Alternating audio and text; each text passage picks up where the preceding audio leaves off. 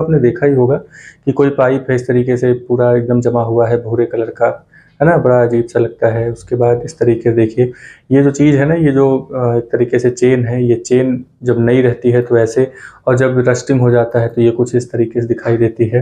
Next number पे आते हैं, ये कील वगैरह आपने देखा होगा। ये जो कील, इस तरीके का कील तो कहीं न कहीं देखा ही होगा आपने। नहीं देखा है तो थोड़ा-सा सर्च करेंगे आस-पास, तो आपको कहीं न कहीं इस तरीके का जो आयरन है वो मिल ही जाएगा, है ना? इस तरीके से रस्ट, इसको जंग लगा हुआ लोहा कहते हैं, तो जंग लगा हुआ लोहा कुछ इसी तरीके का होता है, ठीक है? तो ये कुछ एग्ज़ाम्पल हो गए रस्टिंग के। तो रस्टिंग जो होता है एक केमिकल चेंज है। केमिकल चेंज में क्या है कि जो आयरन है उसमें एयर और वाटर यानी कि मॉइस्चर जो होता है, वो सब मिल कर के एक केमिकल बना लेते हैं जिसको फेरिक ऑक्साइड बोला जाता है, और वो फेरिक ऑक्साइड ही जंग कहलाता है। तो ऊपर की जो लेयर होती है ना इसकी, वो ऊपर की लेयर धीरे-धीरे क्या होती है कि ये खराब हो जाती है, और खराब होकर के धीरे-धीरे देखिए नीचे की तरफ गिरा हुआ है, और ये जो आयरन है ना धीरे-धीरे पतला होते-होते पूरा ख़त्म हो जाता है। इसी को रस्टिंग ऑफ आयरन कहते हैं। तो रस्टिंग ऑफ आयरन में होता क्या है कि देखिए, आज की डेट में जो है हम लोग आयरन एज में रहते हैं। आयरन एज का मतलब, जैसे बहुत सारे एजेस के बारे में हिस्ट्री में जब आप पढ़ेंगे तो आपको पता चलेगा कि एक स्टोन एज हुआ करता था। स्टोन एज का मतलब ये हुआ कि जब अधिकतर चीज़ें जो हैं वो स्टोन की यानी पत्थरों की बनी हुई होती थी। नेक्स्ट नंबर पे जो एज आया उसका नाम कॉपर एज रखा गया, क्योंकि उस समय कॉपर की बनी हुई चीज़ों का यूज़ ज़्यादा किया गया।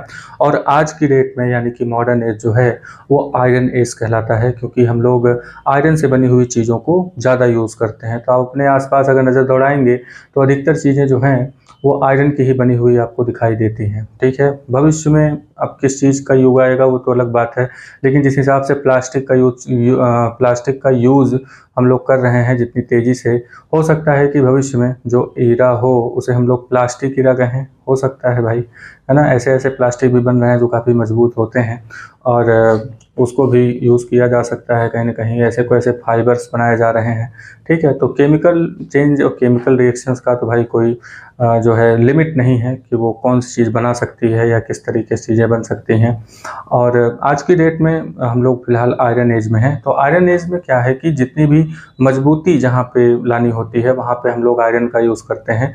अधिकतर चीज़ें हम लोगों के आस-पास जो हैं वो आयरन की ही बनी हुई हैं, ठीक है?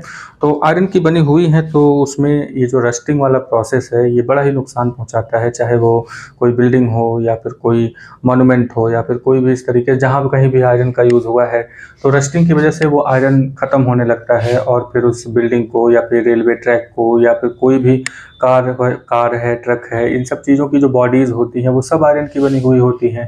तो इससे बड़ा नुकसान होता है, इकोनॉमिकली नुकसान भी होता है।